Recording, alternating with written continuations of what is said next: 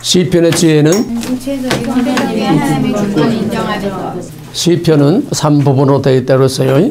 시편이 어떤 한 스토리가 되기 때문에 세 부분 된 게 아니고 중요한 신학적 주제를 볼 때에 또 시편의 구절을 볼 때에 서론, 본론, 결론 세 부분으로 되어 있다고 그랬습니다.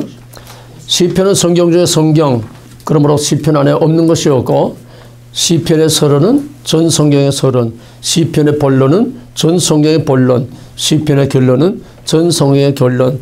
그러므로 우리는 시편 안에서 전 성경을 보고 시편을 바로 알므로써 전 성경을 바로 알 수 있습니다. 시편을 모르고 전 성경을 안다고 말할 수는 없어요. 왜? 시편은 전 성경이 다 종합된 압축판이기 때문에. 시편의 서론은 1편과 2편. 1편은 시편의 주제가 하나님의 주권이니까 성경은 하나님의 주권에 대한 인간의 반응을 요구한다.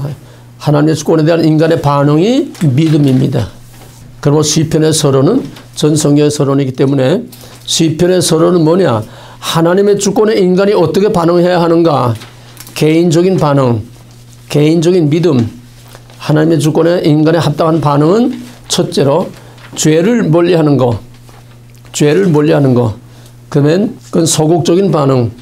적극적인 반응은 여호와 율법을 즐거워하고 하나님을 기뻐하는 것. 적극적으로 하나님의 말씀과 하나님과 동의하는 삶을 사는 것이다. 그런 사람에게는 하나님의 보장을 받는다. 약속의 보장을 받는다. 어떤 보장? 시냇가에 심은 나무와 같은, 그거는 계시록 22장에 나오는 영원한 새하늘과 새 땅에 하나님의 영광스러운 그 나라의 영생을 말하는 겁니다. 시편에서 말하는 의인은 하나님을 섬기는 복된 자가 의인이요, 하나님의 백성은 의인이요.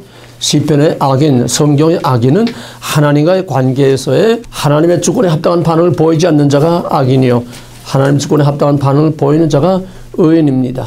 그리고 우리는 교리적인 의, 그 썩어 빠진 거기서 탈피해야 돼요. 오늘 크리스찬들이 다 의인이 아니야. 교회 다니는 다 의인이 아니야. 하나님의 주권에 합당한 반응을 보이는 자가 의인이요, 하나님께서 의롭다고 인정한 자가 진짜 의인입니다. 그래서 1편에서는 개인적인 반응, 의인과 악인, 의인에게는 영원한 하늘의 생명시냇가에 영생의 약속이 있고 악인에게는 바람에 난 겨와 같이 심판, 여호와의 총의 영을 들어주마. 시편 2편은 똑같은 1편의 확대, 어떤 민족이 복된 민족이냐, 하나님의 주권에 합당한 반응을 보이는 거다. 이건 조금 기시가 발전돼서 하나님의 주권에 합당한 반응을 보이는 것이 뭐냐? 내 아들의 입 맞추라. 종주언약, 다윗언약. 그 아들을 통해서 이 땅을 다스리게 하신 바로 우리 예수 그리스도를 믿는 그 백성이, 하나님의 주권에 합당한 반응을 보이는 백성이 복된 백성이다. 이게 전 성경을 일관하는 성경의 핵심, 믿음의 핵심입니다. 그 다음에 본론은 22, 23, 24편인데 22는 갈보리의 노래, 곧 예수 그리스도의 십자가의 고난과 부활의 승리를 말하는 것입니다. 저녁에서 아침, 고난에서 영광, 바로 이 십자가의 고난을 통과하지 않고는 부활의 영광에 참여할 수 없다고 하는 거.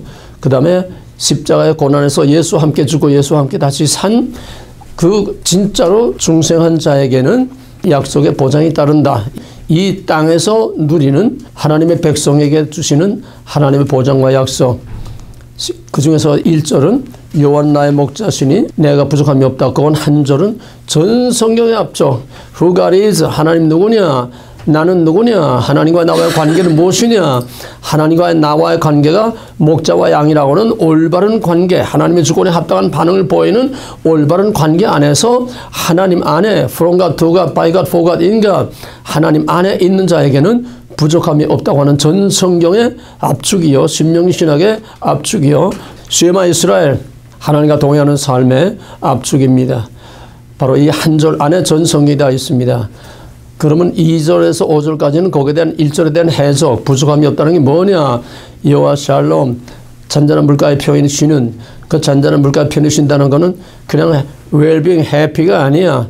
이거는 고난 중에도, 환난 중에도, 비가 오나 눈이 오나 이리 때들이 들끓어도 그들과 상관없이 목자 품에서 안전을 누리는 시편 46편과 같은 그런 환난 중에 평안을 누리는 것, 환난의 한복판에서 평안을 누리는 것, 바로 그런 역설적인 평안을 말하는 거지. 우리는 아무 일도 없는 웰빙, 제기복, 샤머니즘적인 그런 평화를 말하는 게 아니라고 하는 거. 여호와 샬롬이라고 하는 평화, 그거는 세상 사람들이 말하는 환상과 같은 꿈, 오늘 평화가 없는 최악의 위기 상황에서 평화를 외치기는 오늘 한국 정부와 같은 그따위 거짓말 사탄의 평화가 아니야. 이거는 환란의 풀무불 속에서도 흔들림 없는 안연한 평화를 누리는 역설적인 그런 평화를 말하는 겁니다. 왜? 우리는 고난을 애면하고는 살 수 없기 때문에. 3절은 내 영을 서생시키시고 자기 이름 위하여 의의 길로 인도하시는도다. 이거는 우리의 영적인 리프레시, 날마다 우리의 영을 서생케 하고 하나님이 우리를 의롭다 인정하시고 우리를 의의 길로 인도하시는, 이거는 영적인 구속과 칭의와 성화를 다 포함하는 구속의 핵심입니다. 영적인 문제의 핵심입니다. 우리의 영혼에 대한 것. 그 다음에 4절은 우리의 신변의 안전, 사망의 엄청난 골짜기에, 또 5절은 신원의 하나님, 우리가 어떤 일을 당하든지 반드시 갚아주시는 신원의 하나님. 우리는 지금 북한의 동포들과 남한에 억울하게 지금 옥살이를 하고 있는 그 수많은 그들에 대해서 신원의 하나님이 나타나서 정말 신원의 하나님의 구원을 바라보는 그런 소망의 믿음과 또 그런 기도를 우리가 해야 됩니다. 그들에게도 신원의 자유와 또 북한의 눌린 자들을 자유하는 신원의 하나님의 그 신원의 기쁨을 맛볼 수 있게 해서 우리가 기도할 수 있길 바라고, 이건 물론 종말론적인 구원을 말하는 겁니다. 그 다음에 6절에서는 나의 평생 주의 선하심과 인자하심이, 주의 선하심과 인자하심이, 헤세드의 하나님의 사랑이 평생토록 나와 이 땅에서 함께할 뿐만 아니라 여호와의 집에 영원히 거한다고 하는 영생의 약속과 보장, 1장의 확대입니다. 이 시냇가에 심은 잔잔한 물과 여호와의 총회 전부 다 똑같은 이야기에 표현한다는 거지. 그러면 시편 24편으로 이제 하늘을 열고 영광의 문을 열고 들어가는 마지막 종말적인 구원의 장엄한 승리의 행렬. 그래서 150편은 여호와의 영원한 하나님의 존전에서 영원히 하나님을 섬기는 호흡이 있는 자마다 여호와를 찬양할지어다. 시편은 이 세상에서 새하늘과 새 땅까지 영원한 하나님의 왕국에 이르기까지의 전 성경을 시편, 서론, 본론, 결론에서 다 총정리를 하고 있습니다. 이 큰 그림을 가지고 시편을 볼 뿐만 아니라 큰 그림을 가지고 성경과 하나님의 위대한 구원의 역사를 바라볼 수 있는 그런 안목을 가지길 바랍니다. 오늘은 시편에서 가장 중요한 중심 주제가 될 수 있는 시편의 고난의 신학, 특히 시편 22편에 나타난 시편 22편의 구조에 나타난 고난의 신학. 여기서 중요한 것은 먼저 고난이라는 것은 두 가지입니다. 첫째는 원죄로 인한 보편적 고난. 원죄로 인한 보편적 고난. 그 보편적 고난이 뭐냐면은 먹는 날은 정령 죽으리라. 거기서 오는 원죄로 인한 고통. 그게 보편적 고난입니다. 여기는 예외가 없어요. 모든 아담의 후손들은 원죄로 인해서 오는 고통, 생로병사, 질병, 미움, 다툼, 전부 인간의 모든 고통은 다 정령 죽으리라는 원죄에서 오는 고난입니다. 여기는 구별이 없어요. 차별이 없어요. 헬라인이나 유대인이나 차별이 없어요. 믿는 자나 안 믿는 자나 차별이 없어요. 우리는 그런 보편적 고난 안에 있습니다. 그 다음에 두 번째는 구속사적인 고난이 있어요. 구속사적인 고난이라는 것은 창세기 3장 15절에 여자의 소유와 뱀의 후손이 서로 원수가 돼서 서로 싸우는 과정에서 오는 뱀의 후손으로부터 받는 공격. 그건 이제 시편에서 이제 고난에서 좀 더 구체적으로 이제 펼쳐집니다만은 뿌리는 다 원죄에서 오는 거지만은 그 중에서 특별히 하나님의 백성들이 받는 고난, 하나님의 백성들이 받는 고난, 이게 구속사적인 고난이에요. 시편에서 다루고 있는 것은 말할 것도 없이 하나님의 백성들이 당하는 고난을 말하고 있는 거지, 원죄로 인해서 일반적으로 모든 누구나 다 당하는 그런 고난을 말하고 있는 게 아닙니다. 여기까지 범위를 축소시켜서 설정해 놓고 그 다음에 고난의 문제 다루는 거예요. 그 고난이라고 하면 전부 하나님의 백성들이 당하는 고난을 말하는 거지, 이방인들이나 모든 죄인들이 당하는 고난을 그걸 말하는 게 아니라고 하는 거. 그러니까 보편적 고난은 제외해 놓고 이제 구속사적인 하나님의 백성들이 당하는 그 고난을 중심으로 해서 특히 이제 시편 22편은 전 시편의 고난의 주제에 대한 절정이요, 핵심이기 때문에 그거를 시편의 고난의 시의 대표로 22편을 중심으로 해서 왜 하나님의 백성이 고난을 당하는가, 하나님은 자기 백성을 좀 편안하게 해줘야 되지 않아? 성경에 그런 얘기들이 얼마나 많아요. 시편 23편도 그런 거고, 내 백성을 하나님이 지키고 보호하고 뭐 얼마나 복된 약속들이 얼마나 많은데 왜 하나님의 백성을 그렇게 달달달달달달달 볶으면서 잠시도 편할 날이 없도록 그냥 그렇게 하나님의 백성들에게 고난을 주느냐? 이거를 시편의 고난의 신학에서 우리가 이것을 배우지 못하고는 예수를 바로 믿을 수가 없어요. 왜? 지금 전부 웰빙, 고난은 제하고 복만 빌고 앉아있는 세상이기 때문에 고난을 말하지 않는 것은 기독교도 아니고 성경도 아니에요. 고난이 없는 것은 이건 샤머니즘이지. 그래서 고난의 의미를 알므로서만 우리는 성경이 뭐며 하나님을 믿는다는 것이 뭐며 우리의 모든 고난이 어떤 의미가 있으며 이 고난을 어떻게 우리가 이기고 극복할 것인가 하는 고난 없는 기독교는 기독교가 아니라고 하는 거. 그래서 시편 20편에 나타난 고난의 신학은 하나님 왜 자기 백성에게 고난을 주느냐. 첫째로는 하나님의 백성이 고난을 받는다는 것은 전 성경에 일관된 주제입니다. 이것이 바로 이스라엘의 역사요. 이것이 하나님의 백성이 다루는 성경은 고난사요. 이스라엘 역사는 고난사입니다.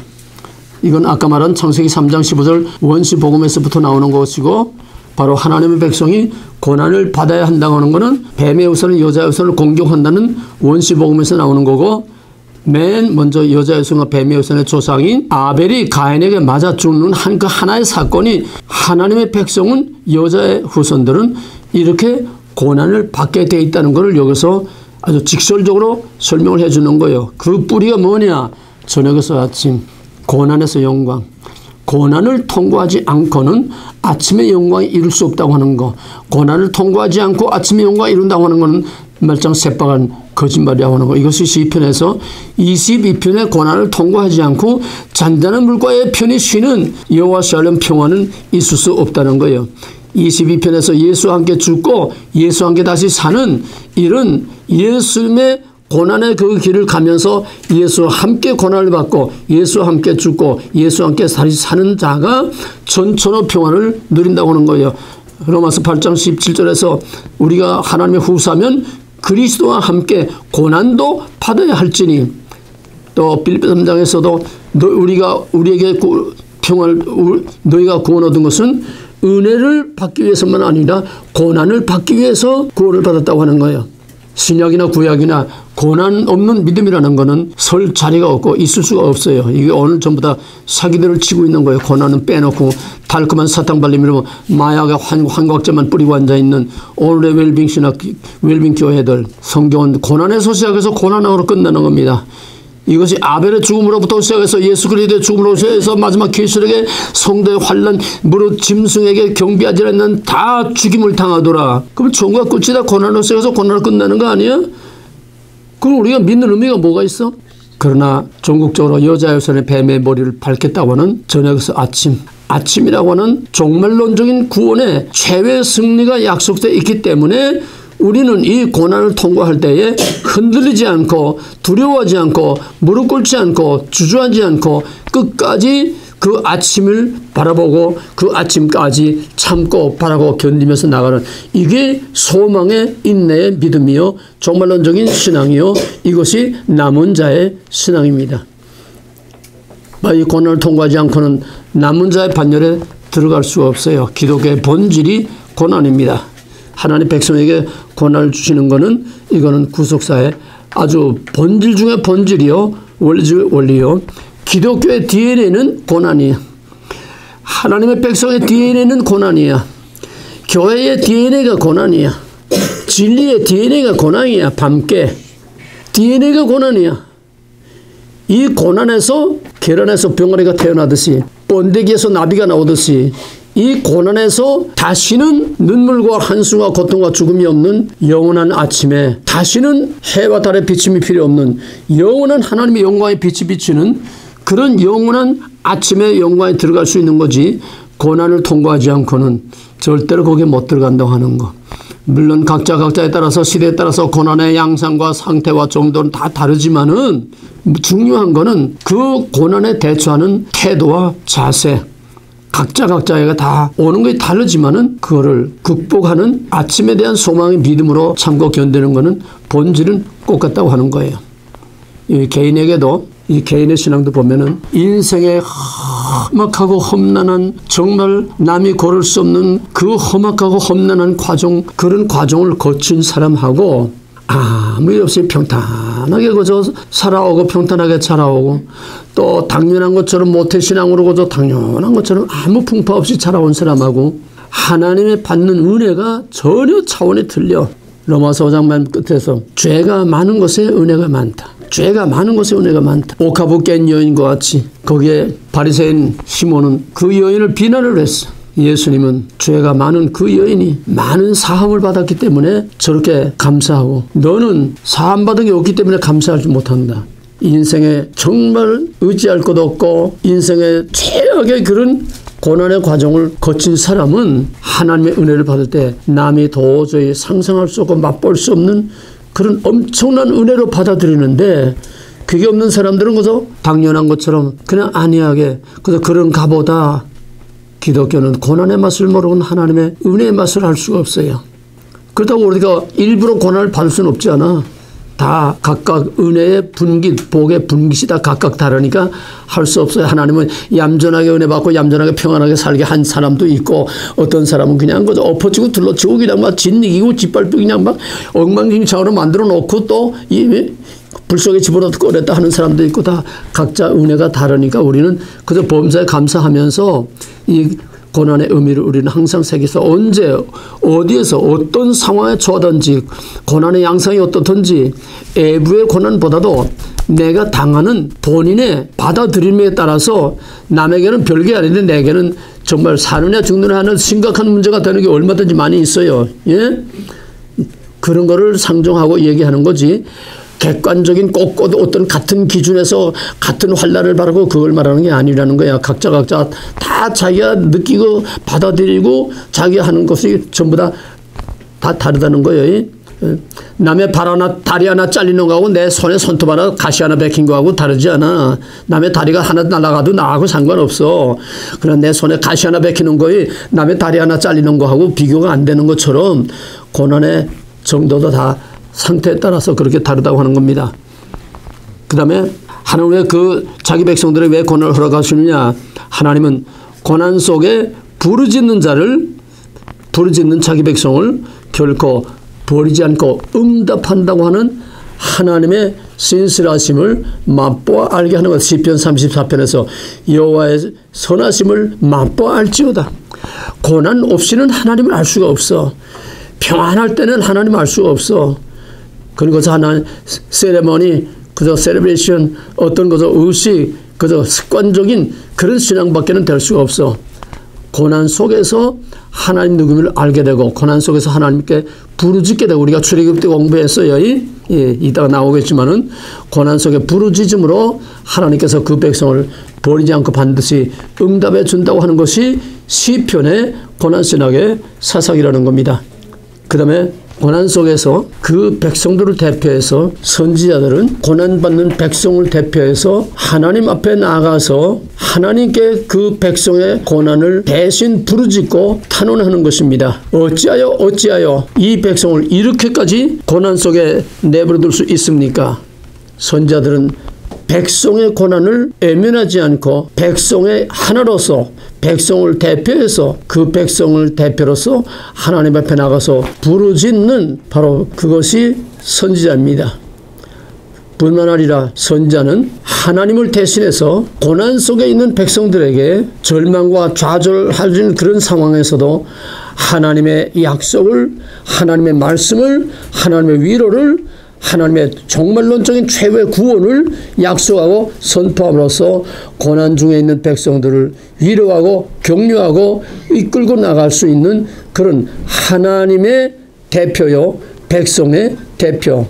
따라서 선지자들은 고난 속에 있을 때에 하나님의 대표이고 백성의 대표로 하나님께 부르짖고 하나님의 대표로 그 고난받는 백성을 위로할 뿐만 아니라 그러기 위해서는 선지자는 백성의 소리, 부르짖는 소리를 들을 수 있어야 되고 하나님의 음성을 들을 수 있어야 되고 선지자는 두 귀를 가지고 있어야 된다는 겁니다.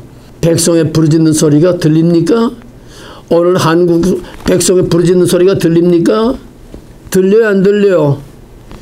그 육신으로 들리는 소리가 아니잖아. 물리적으로 들리는 소리를 들으라는 게 아니야. 요라는 게 데모하면서 떠드는 확성기 소리 들으라는 게 아니야. 들리지 않는 그 영혼의 부르짖는 소리를 들으라는 거예요.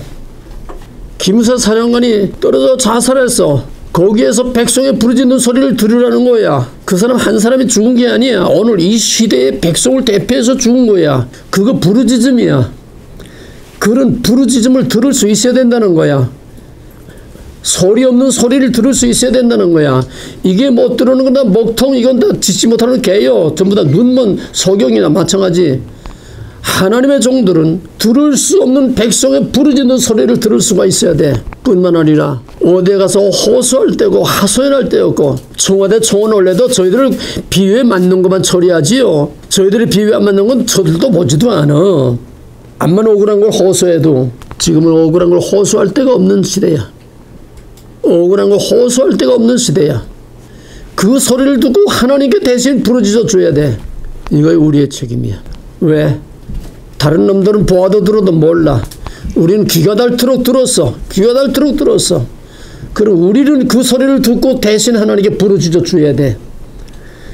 우리는 그 소리를 들을 때에 하나님의 음성을 듣고 그들에게 희망의 메시지를 줄 수가 있어야 돼. 아무리 지금 세상이 암담하고 캄캄해도 밤이 깊고, 그러나 낮이 가까워 아침의 여명의 하나님의 약속이 아침 땅의 울음소리가 들려온다는 것을 말할 수 있어야 된다는 얘기요. 아무리 캄캄해도 하나님의 약속은 반드시 이루어진다고 하는 그 소망의 메시지를 전할 수 있어야 되는데, 오늘의 교회 오늘 목사들은 진짜 그런 소망의 메시지를 주는 자가 아무도 없어. 이 세대는 선자도 없고 하나님의 종도 없다고 말할 만큼 지금 흑암 혼돈 공허가 깊은 카오스에 지금 파묻혀 있습니다. 고난 속에 울부짖는 백성들이 어디 가서도 하소연할 데가 없어. 하나님은 그 다음에 이스라엘 백성들의 위대함은 아마 세상에서 고난하면은 이스라엘 백성들처럼 그렇게 많은 고난 딴 자가 없죠. 이사야 1장에서만 보더라도 머리 끝에서 발끝까지 성한 데가 없도록 상처투성이로 얻어 터졌다고 그랬어요. 너희가 얼마나 매를 맞아야 알겠느냐. 더 이상 때릴 것이 없을 정도로 얻어 맞았다고 그랬어요. 그만큼 이스라엘의 역사는 고난의 역사였습니다. 그런데 그 이스라엘의 역사는 그 고난을 오늘까지도 끈질기게 이겨내고 견뎌냈습니다. 이스라엘만큼 고난을 받은 민족이 없어요. 그러나 이스라엘이 그 고난을 이겨내고 잘 견뎌냈다고 하는 고난을 극복한데 이스라엘의 위대함이 있는 게 아니라, 경건한 진짜 이스라엘의 그 하나님의 백성의 위대함은 고난 속에서 그 고난이 어떤 의미가 있느냐, 고난 속에서 하나님이 무엇을 요구하고 무엇을 원하고 있느냐. 이제 뒤에 이제 다시 나오겠습니다만은, 이스라엘 민족은 고난을 받을 때에 이 고난이 왜 왔느냐 이유를 묻기 전에 이 고난을 통해서 하나님이 내게 무엇을 원하시느냐, 이 고난이 내게 어떤 의미가 있느냐, 그거를 우리가 들을 수 있어야 됩니다. 거기에 고난의 의미가 있는 거야. 그 시편의 사상에 가장 중요한 거는, 시편은 하나님의 총체적인 하나님의 주권이니까 모든 것은 하나님으로부터 온다는 거예요. 고난도 평안도 환난도 전쟁도 전부 다 하나님으로부터 온다는 거야. From God to God, by God, for God 인간. 그러므로 모든 인간은 하나님 앞에서 문제가 된다는 거예요. 하나님을 인정하거나 말거나 믿거나 말거나 무신론자가 뭐거나 다 하나님 앞에서 문제가 된다는 것이 시편의 사상이요 성경의 사상입니다. 그러므로 하나님의 심판을 피할 자가 없고 면할 자가 없고 모른다고 애면할 자가 없고 의인이나 악인이나 다 하나님의 심판 아래 놓여 있다는 얘기예요. 모든 인간은 다 원하든 원치 않든 인정하지 않던 하나님 앞에서 문제가 된다는 거예요. 하나님 앞에서 문제가 된다는 거예요. 아, 나 하나님 몰라, 필요 없어, 상관없어, 나하고 상관없어. 누구든지 하나님 앞에서 하나님의 심판을 피할 자가 없고 면할 자가 없다는 거예요. 이게 시편의 사상입니다. 이 전 성경의 사상이에요. 성경은 하나님의 주권에 합당한 반응을 요구하는데, 동서고금 차별 없이 누구에게나 하나님의 주권에 합당한 반응을 하도록 요구하고 있기 때문에 거기에 대한 대가를 하나님 반드시 결과를 하나님은 찾으신다는 거예요. 이스라엘의 역사는 고난의 역사. 그 고난을 잘 이긴 것이 위대한 것이 아니라 이스라엘의 위대함은 고난 속에서 하나님이 뭘 원하시는지, 고난 속에서 하나님이 내게 뭘 요구하시는지 고난의 의미를 깨닫고 고난에서 그 고난을 이기는 지혜를 터득한 것이 이스라엘의 위대한, 고난 속에서 고난을 극복하고 이기는 지혜를 터득하는 것이 바로 이스라엘의 역사의 위대한 이스라엘이라는 겁니다. 고난의 의미. 그래서 고난을, 이스라엘 백성들은 고난을 받을 때에 하나님의 음성을 귀를 기울이고 고난의 의미가 어디서 왔으며 왜 왔으며 이 고난을 통해서 내게 무엇을 주시려고 하는지, 무엇을 하나님이 요구하시는지 그것을 깨닫는 지혜가 바로 이스라엘의 위대함이라고 하는 겁니다. 그래서 바벨론 포로에서 그들이 고난을 받을 때에 그전까지는 몰랐어요. 그전까지는 전부 다 저희들이 바벨론 포로 사로잡힌 것이 조상의 죄 때문이다. 또 고대전쟁, 신의 전쟁, 이스라엘의 신이 바벨론 신보다 약해서 바벨론에 사로잡혔다. 그런데 70년 포로 생활을 하면서 그들은 고난의 의미를 알았습니다. 그 고난을 통해서 하나님이 무엇을 원하시고 무엇을 요구하시는지, 그 고난을 통해서 하나님이 무엇을 더 생산적으로 하신 하나님의 위대한 구속의 경륜과 하나님의 의의를 거기서 발견하게 되는 겁니다. 그래서 고난이 오히려 거기서 새로운 신앙으로 역전되고 이스라엘을 통한 개혁과 함께 구약 정경이 편집이 되는 엄청난 파괴에서 건설의 새로운 역사를 창출하게 되었다고 하는 것. 그 70년 포로가 고난이 무의미한 게 아니라 그 고난이 오히려 생산적으로 그 고난의 의미가 생산적으로 더 발전적인 하나님의 역사를 이루어왔다고 하는 것입니다. 이스라엘 민족은 고난 속에서 터득하고 깨달아 안 것입니다. 그러면은 이스라엘 민족의 고난 속에서 터득한 게 무엇이냐? 우리가 배운 지식으로 말하면 신명기 신학을 깨달은 것이고, 그것을 좀 더 다른 말로 말하면 하나님의 주권, 이 고난은 하나님으로부터 온다는 거예요. 고난은 하나님으로부터 온다는 거예요. 하나님이 우리를 괴롭게 하는 게 아니라 하나님이 사탄을 허용하심으로 뽀삐를 풀어서 놓아주고 엽기서에서 본 대로 사탄을 허용하심으로 우리에게 고난을 허락하시는 거죠. 그러나 크게 보면은 고난은 하나님으로부터 오는 것이고, 고난도 평화도 전쟁도 모든 것이 다 프롬갓투간 하나님으로부터 오는 것이다. 그래서 이 고난은 절대적인 하나님의 고난을 통해서 절대적인 하나님의 주권적인 섭리와 통치를 여기서 볼 수 있어야 되는 것이고, 그거의 지혜라는 거예요. 그 다음엔 그 고난 속에서 부르짖을 때에 하나님께서 반드시 응답하신다고 하는 하나님의 구원에 대한 확신과 믿음, 그 고난에서 소망의 믿음, 종말론적인 구원에 대한 믿음을 얻게 되는 것이고, 그 다음에 그 고난 속에서 하나님의 구원을 바라는, 메시아의 구원을 바라는, 종말론적인 구원을 바라는 소망의 믿음이 고난을 통해서 얻게 되는 것입니다. 고난이 없으면 종말론적인 소망의 믿음이 필요해서 이게 오늘은 종말 사상이 없지 않아? 왜? 너무 편안하니까. 여기가 좋사오니 북한 동포들 같은 그런 지하교회 성도들 같은 사람들은 구원의 소망이 예수님 오시는 것밖에는, 세상이 다 뒤집히는 것밖에는 소망이 없어. 일제시대에 우리가 절망의 최악의 상황에 처했을 때에 교회는 마지막 종말론적인 구원밖에는 바라볼 게 없었습니다. 희망이 아무것도 없었어요. 내다 보이는 게 없고 바랄 것이 없었어요. 그러니까 교회는 계시록과 예언서를 선포할 수밖에 없었는데, 그렇기 때문에 기독교는 본질상 고난의 종교다. 성경은 고난에서 시작해서 고난으로 끝나는 것이다. 그렇다고 해서 고난으로 끝난다는 말은 고난에서 영광으로, 저녁에서 아침으로, 영원한 새 아침으로 끝난다는 얘기죠. 그래서 고난을 모르고서는 성경을 알 수 없다고 하는 거. 오늘날 문제가 뭐냐 하면은 어디에서도 고난을 찾아볼 수 없고 어디에서도 고난을 말하지 않는다. 고난이 오는데도, 환난이 오는데도, 위기가 오는데도 거기에 대해서 입을 다물고 있다고 하는 거, 거기서 눈을 감고 있다고 하는 거, 그리고 평화가 없으나 평화만 외친다고 하는 거, 이게 기가 찬 노릇이 아니에요? 바벨론 군대 예루살렘을 에워싸고 있는데도 1차 포로, 2차 포로 왕이 사로잡혀가고 백성들이 사로잡혀가고 3차로 예루살렘을 에워싸고 있는데도 2년이나 에워싸고 있어서 예레미야가 보게 되면은 유순한 여자가 자기 태에서 낳은 자식을 남편 몰래 가만히 삶아서 뜯어먹을 정도의 그 정도 위기 상황까지 왔는데도 거짓선자들은 평화가 없으나 평화만 외치고, 날마다 영계와 피부 제사만 지내면 아무 일도 없다고 그러고 날마다 제사만 지내는 그런 무지몽매한 시대가 오늘 한국이야. 형태만 다르지 똑같아. 와서 북적북적 찬양하고 요란하게 그냥 조명하고 요란하게 떠들면 똑같지 않아. 날마다 북적거리기만 하면 뭐 아무 일도 없는 것처럼 거짓말만 하고 이거 환각제만 뿌리고 앉아있는 오늘의 한국교회는 유다가 망할 때는 뭐가 달라. 똑같지 않아. 이걸 직시하고 분별할 수 있어야 돼. 본질은 무엇이고 형태가 무엇인지 똑같은 본질이 어떤 형태로 지금 나타나고 있는지 볼 수가 있어야 돼. 어느 시대나 종말의 패턴은 똑같아. 고난을 애면하고 고난을 모르고 고난을 말하지 않고 임박한 위기를 말하지 않는 것은 짓지 못하는 개들은 이거는 보신탕감도 못해. 기독교는 본질상 고난의 종교다.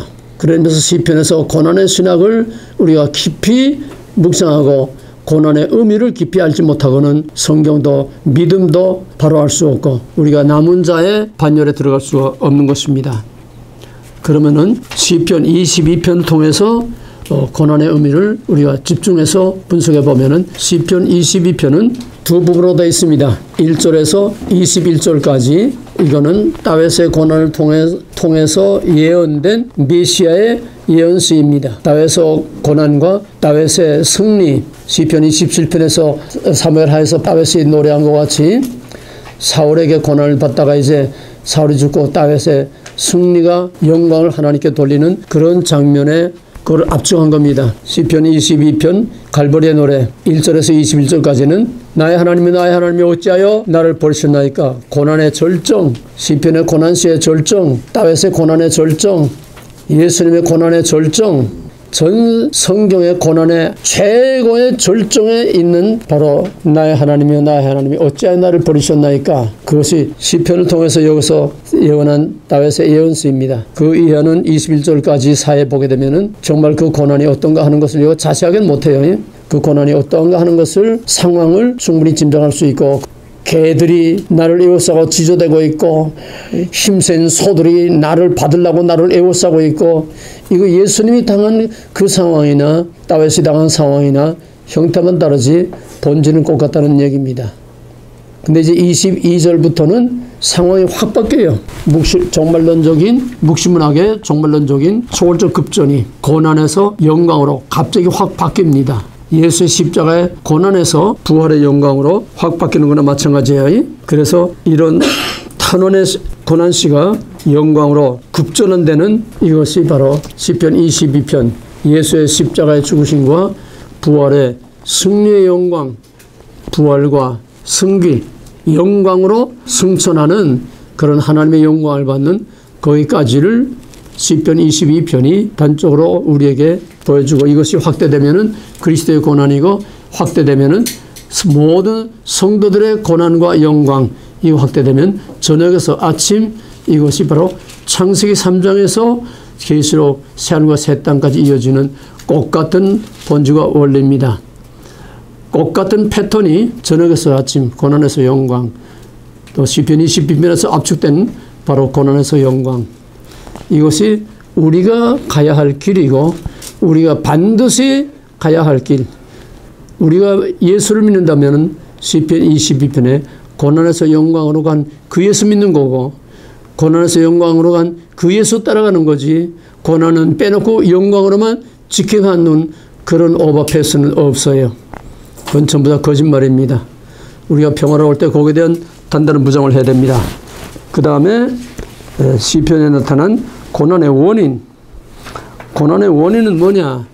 고난의 원인은 말할 것도 없이 원죄로 인한 모든 것이 다 원죄로 인해서 오는 거기 때문에 구속사적이든 보편적인 고난이든 모든 고난은 다 원죄로 인해서 오는 거기 때문에 고난의 근원은 죄의 삭스로 오는 것입니다. 정령 죽으리라. 그러나 이것은 일반적인 도덕적인 죄를 말하는 건 물론 아닙니다.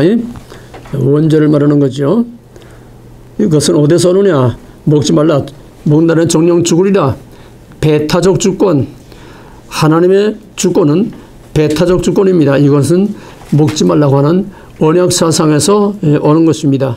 이 고난은 하나님의 주권에 반역한 죄의 값으로 오는 고난이에요. 그럼 두 번째로는 이 고난은 뭐냐 하면은 하나님의 주권을 거부한 하나님의 주권에 합당한 반응을 보이기를 거부한 사람들에게 하나님의 주권을 받아들이도록 압력을 가하는 겁니다.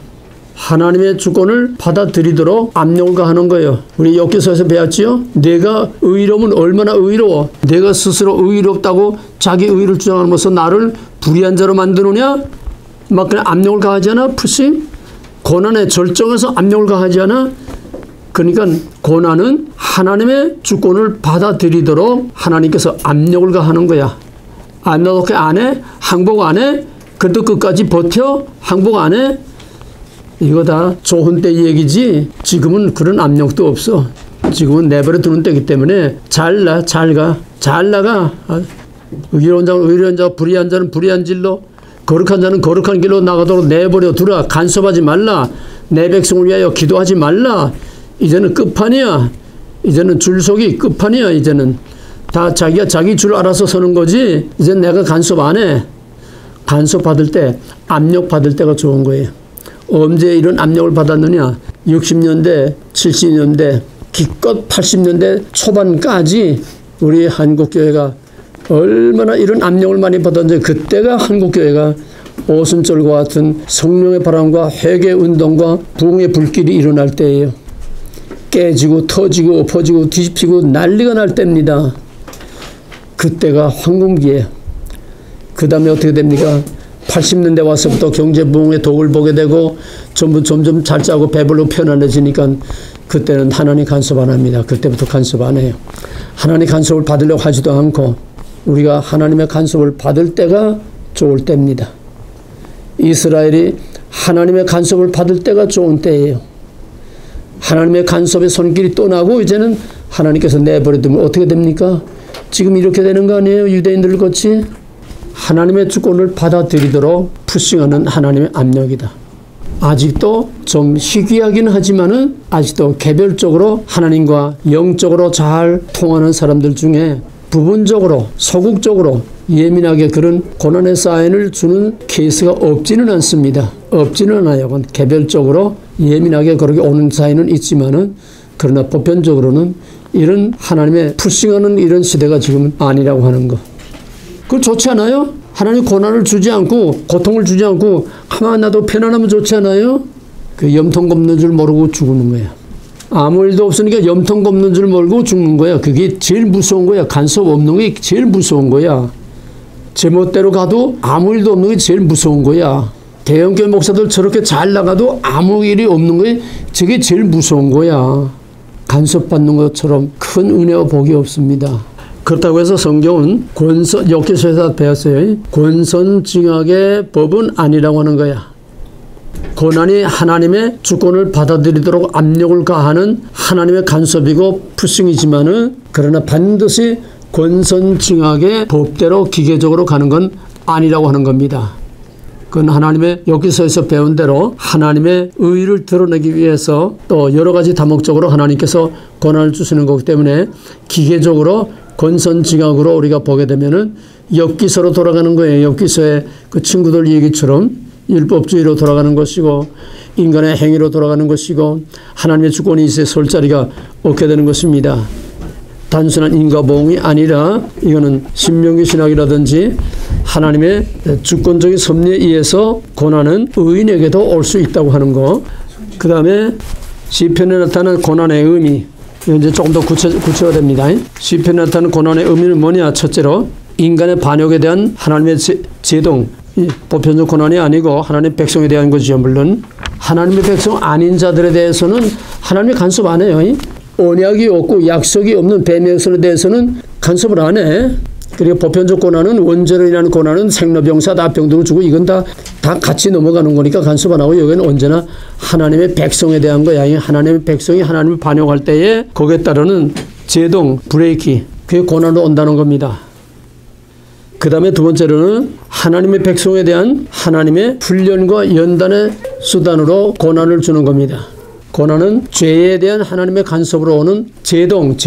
베드로서 4장 1절을 보게 되면은 베드로전서 4장 1절을 보게 되면은 저가 고난을 받음으로 죄를 그쳤습니다. 탕자가 고난을 받음으로 거기서 뉘우치고 깨닫고 그 자리를 박차고 아버지 품으로 돌아오게 됐다는 거예요. 그래서 이제 그만 브레이크를 거는 거다. 아까는 푸싱을 하는 거다. 하나님의 주권을 받아들이도록 항복을 항복을 요구하는 거다. 여기서는 이제 제동을 거는 거다. 이제 그만. 더 이상은 이제 내가 허용할 수가 없어. 이제 여기서 그만 브레이크를 거는 거예요. 여기서에도 보게 되면 내 교만이 여기서 그칠지니라 그랬어요. 내 교만이 여기서 그칠지니라. 고난은 하나님 반역에 대한 브레이크, 제동으로, 그 다음엔 하나님의 백성에 대한 연단과 훈련. 그건 뭐 성경에 수도 없이 많은 것이 하나님 백성에 대한 연단과 훈련이 전 성경을 일관하는 가장 큰 주제요. 가장 큰 흐름이 훈련이지요. 호세아서 1장에 보게 되면은 하나님을 떠나고 자기 종부를 따라서 자기 뭐 양털이불도 주고 뭐도 주고 포도주도 주고 뭐도 주고도 거기에 미혹이 돼가지고 따라가는 게 이제 내가 어디까지 가나 보라. 가시채로 그 길을 막아서 그 길을 브레이크 거는 거야. 더 이상 못 가게 브레이크를 거는 거야. 그래서 내가 너를 광야로 끌어내서 고난의 광야를 끌어내서 거기서 너하고 나하고 다시 만나자. 이게 다 고난에 우리에게 오는 고난은 제동을 거는 겁니다. 근데 밀어나면은 그 제동을 걸어도 제동을 거는 줄 모르고 그냥 가다가 박살나는 거야. 그 정도 가게 되면 아 이게 하나님이 이제 브레이크를 거는 거구나. 그걸 깨닫고 거기서 스톱하고 거기서 터닝 포인트를 만들어야지 밀어나게 가면은 그냥 박살나는 겁니다. 고난은 하나님 백성을 훈련시키고 연단하기 위한 고난. 그 가장 전형적인 대표가 다윗이죠. 다윗이 무슨 죄가 있어서 고난을 받았습니까? 다윗이 무슨 하나님을 반역해서 하나님의 브레이크, 하나님의 푸싱으로 고난을 받았습니까? 하나님의 압력으로 받았습니까? 다윗은 죄가 뭔지도 알지 못하고 젖비린내 나는 어린아이로 그냥 양치다가 하나님의 부르심을 받고 기름부음을 받았는데 아니 골리앗 하나 물리친 것밖에 없는데 그것이 오히려 자기에게 화가 돼가지고 돌아와서 사울이 그냥 막 창을 그냥 두 번씩이나 창을 집어던져 죽이려고 그러고 군대를 풀어서 몇십 년 동안 다윗을 죽이려 따라다니고 정말 죄도 없이 이유도 없이 그냥 억울하게 그런 고난을 받는 게 이게 뭐냐 하면은 다윗을 훈련시키기 위한 거야. 아마 다윗과 같은 훈련을 하나님께 받은 사람은 없을 거예요. 그런 훈련을 통해서 다윗은 흔들리지 않는 왕의 제목으로 하나님께서 그렇게 훈련을 시키고 준비를 시킨 겁니다. 사울과 다윗의 차이, 다윗과 솔로몬의 차이, 훈련과 연단이 없다는 얘기야. 오늘도 목사나 평신도나 신앙의 차이가 고난의 연단과 훈련을 받은 그것이 있는 사람과 없는 사람의 차이야. 엄청난 고난의 대가를 지불하고 훈련을 받은 사람은 다시 과거로 돌아갈 수가 없어. 다시 타락할 수가 없어. 끔찍해서도 돌아가지 못해. 뭔 소리인지 알겠어요? 그걸 모르는 사람들은 그저 맨날 돼지가 토한 걸 도로 주워 먹듯이 그냥 그래서 맨날 같은 제자리를 계속 반복하고 있는 거야. 그래 다 하나님의 은혜는 다 분복대로 그릇대로 물론 다 달라요. 우리는 이런 고난의 의미를 알므로써 보다도 우리의 신앙을 깊이 들어갈 수 있고 하나님과의 관계에 좀 더 깊이 접근할 수가 있는 겁니다. 고난을 모르고서는 하나님도 알 수 없고 고난을 모르고서는 성경도 알 수 없고 고난을 모르고서는 믿음이 뭔지 알 수 없고 고난이 모르고서는 아무것도 알 수 없어요. 복음이 뭔지 알 수 없어요. 고통을 모르고 기쁨을 합니까? 슬픔을 모르고 기쁨을 합니까? 슬픔을 모르는 사람이 기쁨을 어떻게 알고 슬픔을 모르는 사람이 어떻게 위로가 뭔지 어떻게 알아요? 대낮에 촛불 켜는 게 무슨 의미가 있습니까? 그러니까 기독교는 역설적인 종교라는 거예요. 죄가 많은 것에 은혜가 많다.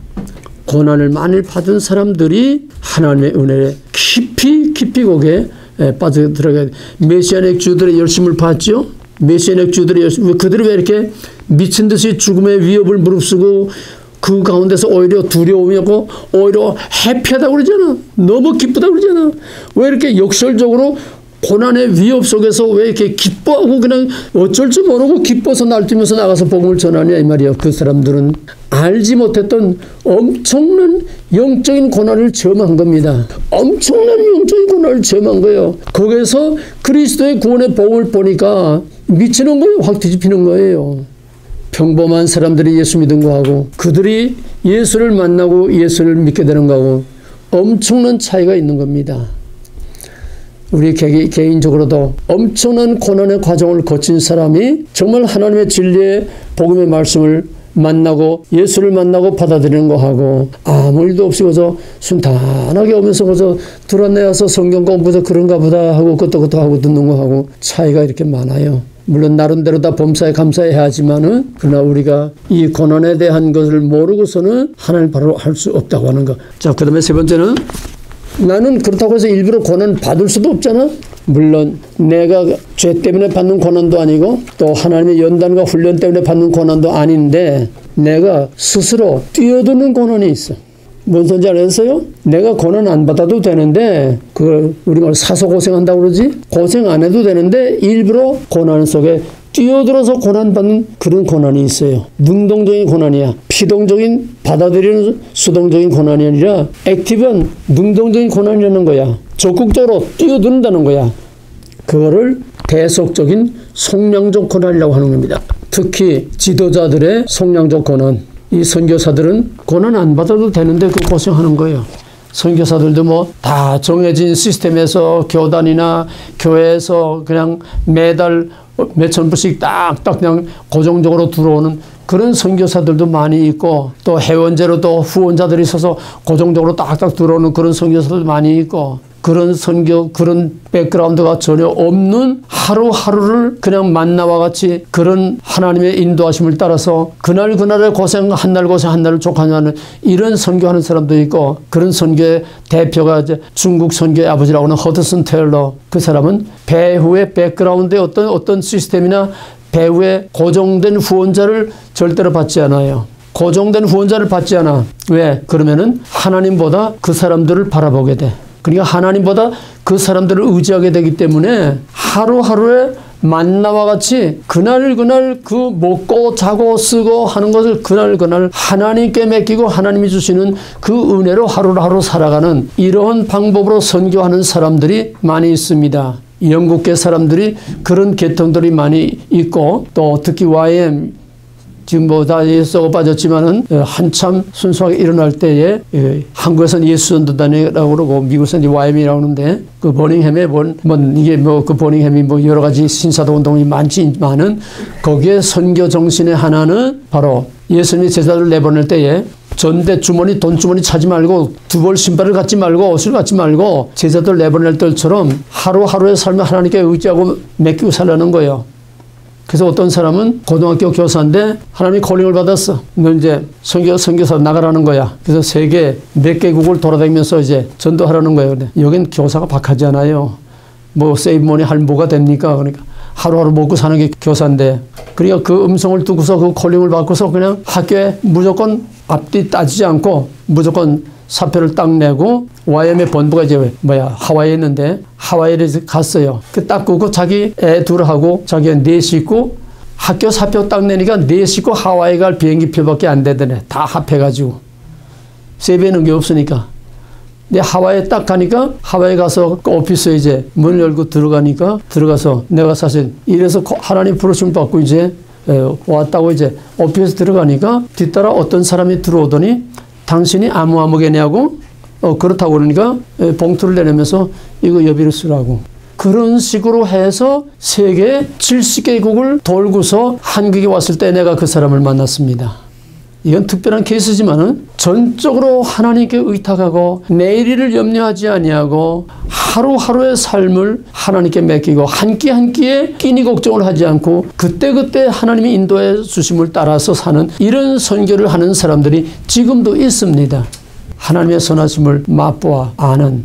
근데 어떤 사람은 또 중소기업을 한참 하다가 하나님의 콜링을 받았어요. 잘 나가는데 하나님의 콜링 받아서 다 접어버리고 선교사로 갔는데 언제 내가 얘기했을 거야.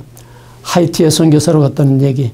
내가 3년 전인가 황성규 목사가 하는 그 선교대에 와서 이제 그 선교사 와서 간증하는 걸 이제 들었는데 남편하고 이제 하이티에 가서 처음에는 그냥 선교로 맞바로 나온 게 아니고 그냥 여행으로 이제 갔는데 하이티에 가니까 그 형편없잖아요 그때. 근데 거기 길바닥에 돌아다니는 어린 애 하나가 한국에 있더래. 이런데 어떻게 한국애가 여기 와서 혼자서 길바닥을 헤매고 돌아다니냐. 가슴이 뭉클한 거야. 자기 동족이 한국 이렇게 잘 사는데 어떻게 우리 이렇게 잘 사는 한국 아이가 여기서 이렇게 거지같이 여기서 이렇게 혼자서 집도 저도 없이 저렇게 길바닥에서 정말 꽃제비같이 땅에 뭘 주워 먹고 이러고 다니느냐. 가슴이 뭉클하더래.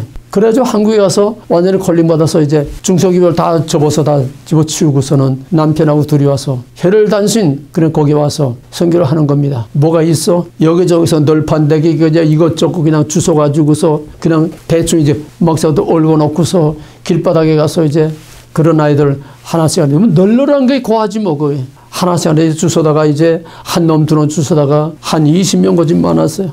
그러니까 무슨 집이 있겠어? 그냥 그래서 널판대기 문짝 뭐 있는 대로 갖다가 주석주석 해가지고 저 그냥 하늘이 홀이 보이고 그냥 바람이 술술 들어오는데 그렇게 해가지고 하여튼 해가지고서 이제 먹을 거 없어가지고 정부 지원이 무슨 정부 지원이 있어.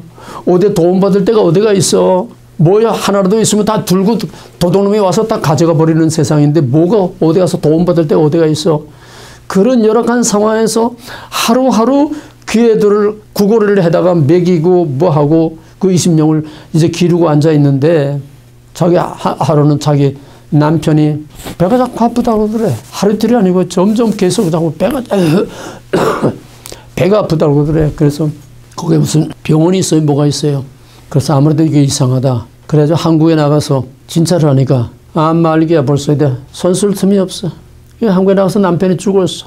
그러니까 자기 주위에 한참 잘 나가던 사람들이니까 자기 주위의 친구들이 이제 자기에게 뭐가 오면 고민이 와서 내가 하이티를 도로 갈 거냐 이제 포기할 거냐. 그렇지 않겠어? 갈등이 안 오겠어? 거기 갔다가 남편 잃고 정말 나오미 같이 뭐 거기 갔다가 남편 잃고 정말 중소기업 다 날아가고 이제 알고지가 돼서 돌아왔는데 거기에 도로 갈 거냐 말 거냐. 자 고민을 하면서 기도하는데 친구들은 하나같이 야 가지 마라. 너 혼자 거기 가서 뭐하러 가느냐. 여기다 이제 뭐 이제 그런 고민하던 중에 하나님의 음성을 듣고 콜링을 받고 이제 다시 간 겁니다. 가니까 황당하지. 남편이 있어도 그렇게 힘들었는데 여자가 자기 혼자서 그거를 어떻게 들어요. 가니까 이것저것 얼고 놨던 것도 다 날아가 버리고 그냥 애들도 다 없어지고 다 도망가 버리고 다 뭐 먹을 게 없으니 다 나가 버리죠.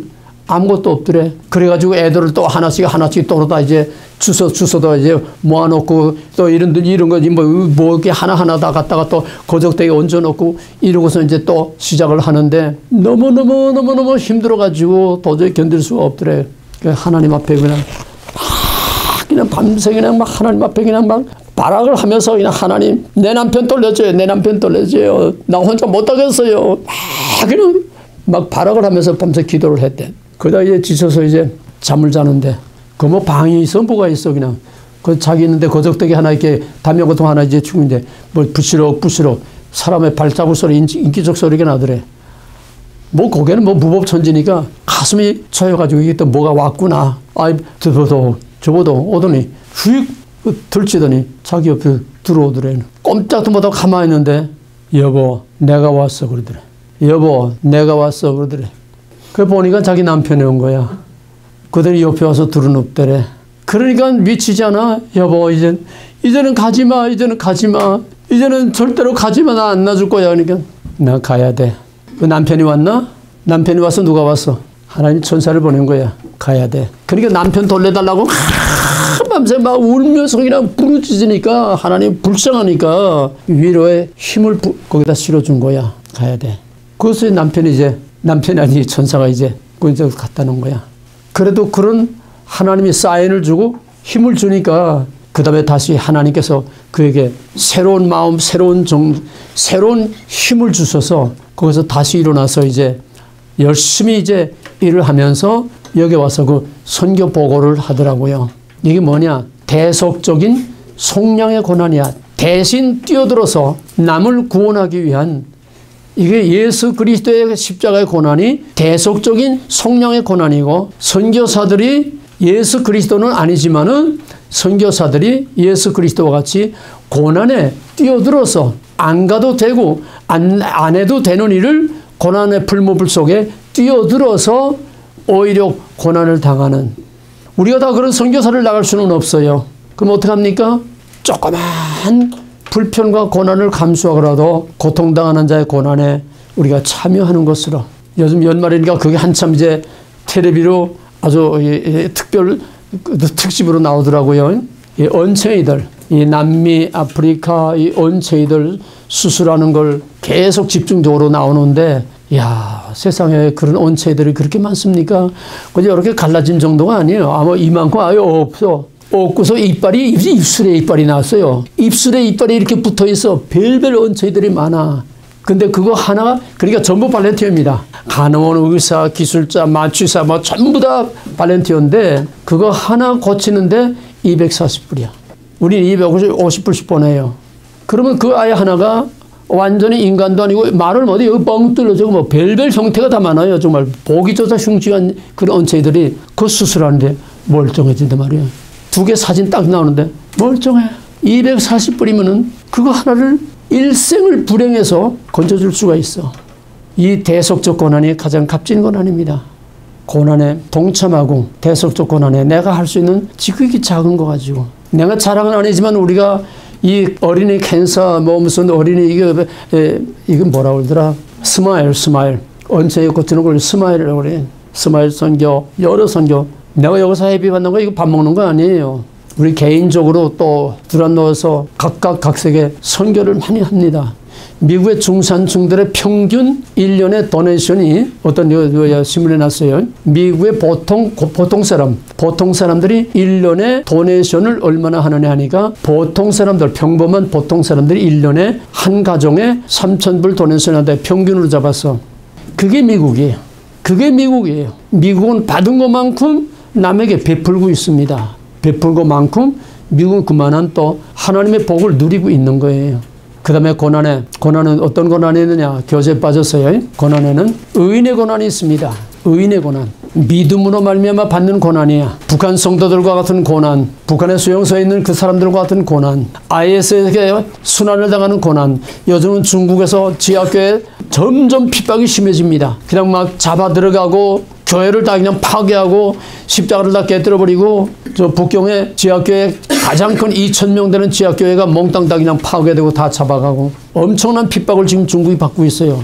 예, 법적으로 이제는 모택동에 대한 신앙고백, 모택동과 공산주의에 대한 신앙고백을 하지 않고 예배를 시작을 못해. 그런 고난을 그들은 감수하면서 살고 있습니다. 의인의 고난이야. 의인의 고난. 나를 위하여, 복음을 위하여 자기 전토와 아비와를 버리고 또 나를 위하여 고난을 받은 자는, 핍박을 받은 자는 복이 있나니, 의인의 고난. 무릇 경건하게 살고자 하는 자들에게는 핍박을 받으리라. 기독교는 고난의 종교입니다. 의인의 고난, 믿음으로 말미암은 고난. 만에 하나 천에 하나 나만이 적화가 된다고 하면은 어떻게 되겠어요? 목사, 기독교인들을 하나도 남겨두지 않습니다.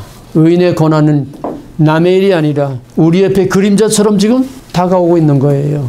우리는 고난당하는 의인들을 위해서 기도해야 됩니다. 고난당하는 의인들을 위해서 우리는 기도로라도 그들의 고난에 동참해야 됩니다. 그들에게 위로와 힘을 주시도록 기도해야 됩니다. 그 다음에 마지막으로, 고난은 어떤 고난이 있느냐? 하나님의 의를 드러내기 위해서, 하나님의 백성의 의를 드러내기 위해서 이 엽기서로 돌아가는 거야. 고난의 샘플 엽기서로 돌아가는 거야. 고난은 하나님의 의를 드러내기 위해서, 하나님의 의가 궁극적으로 고난을 통해서 하나님은 의로우시다고 하는 것을 드러내기 위해서, 또 하나님의 백성의 의를 드러내는 건 뭐냐? 고난과 핍박을 끝까지 견디고 이겨냄으로써 그들의 의를 하나님이 확증하는 거야. 증명을 해주는 거야.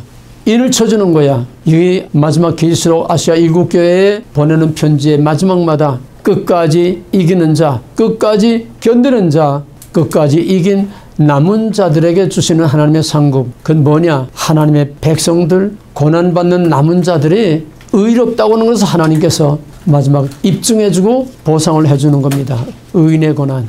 우리는 여러 가지 각양각색의 고난의 종류들이 있지만은, 우리는 크게 나누면은 피동적으로 어쩔 수 없이 당하는 고난이 있는가 하면은, 능동적으로 죽으면 죽으리라 고난에 뛰어드는 거.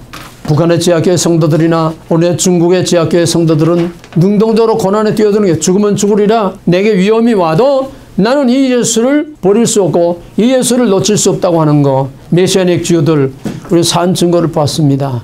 우리는 좀 더 액티브한 신앙을 가지고 고난을 두려워하지 않고 고난을 피하지 아니하고, 고난아 와라. 우리는 고난을 위해, 여기서 5장에서는 고난을 위해서 태어났다고 그랬어요. 고난을 위해서. 우리가 고난을 위해서 태어났다고 그랬어요. 고난을 두려워하고는 예수 믿을 생각하지 마라. 고난을 두려워하고는 구원받을 생각하지 말고 하나님 믿을 생각을 하지 말아야 돼요. 우리는 고난을 두려워하지 아니하고 어떤 형태, 어떤 이유로, 어떤 고난을 오든지 우리는 범사에 감사하면서 웰컴. 왜? 저녁에서 아침, 고난에서 영광. 우리에게는 반드시 아침이라고는 정말로적 구원, 최후의 승리라고는 정말로적 구원, 우리는 죽어도 영원히 산다고는 정말로적인 하나님의 구원의 약속이 확실히 주어져 있기 때문에 우리는 고난도 죽음도 두려워하지 아니하는, 고난의 불물 속에 오히려 기꺼이 뛰어들어 죽을 수 있는 사도 요한의 수제자 폴리캅이 마지막 순교를 당하기 직전에 순교를 집행하는 그 친구가 폴리캅을 너무나 아껴 그 여보게 한 번만 예수를 모른다고 해라.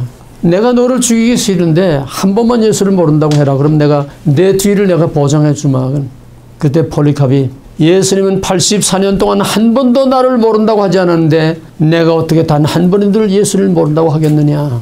이 영광을 내가 빼앗길 줄 아느냐. 자기 발로 더벅더벅 그 불구덩이 속에 기어 들어가서 순교를 했습니다. 고난을 두려워하는 것은 샤머니즘입니다. 고난을 애면하는 것은 샤머니즘, 기독교가 아니에요. 오늘 고난을 말하지 않고 고난을 두려워하고 고난을 싫어하고 고난을 멀리하는 오늘의 기독교는 이미 기독교의 길을 포기한 것이, 이미 하나님 신앙의 길을 포기한 게, 이미 성경을 포기해. 성경은 저녁에서 아침, 고난에서 영광. 성경의 역사는 고난의 역사, 이스라엘 역사는 고난의 역사, 교회의 역사는 고난의 역사, 우리 신앙의 역사는 고난의 역사입니다. 그 샘플이, 그 대표가 바로 십자가예요. 십자가의 종교는 고난에서 영광으로 가는 종교이지, 고난 없는 영광의 종교는 십자가 없는 종교, 고난 없는 구원은 십자가 없는 구원. 우리는 이러한 위기 속에서 고난을 두려워하지 아니하고 오히려 한 발 더 적극적으로 남의 고난에 능동적으로 뛰어들 수 있는 적극적인 신앙으로 마지막 하나님 앞에 영광의 면류관을 다 받는 남은 자의 승리의 능력, 영광들이 다 되기를 주의 이름으로 축원합니다.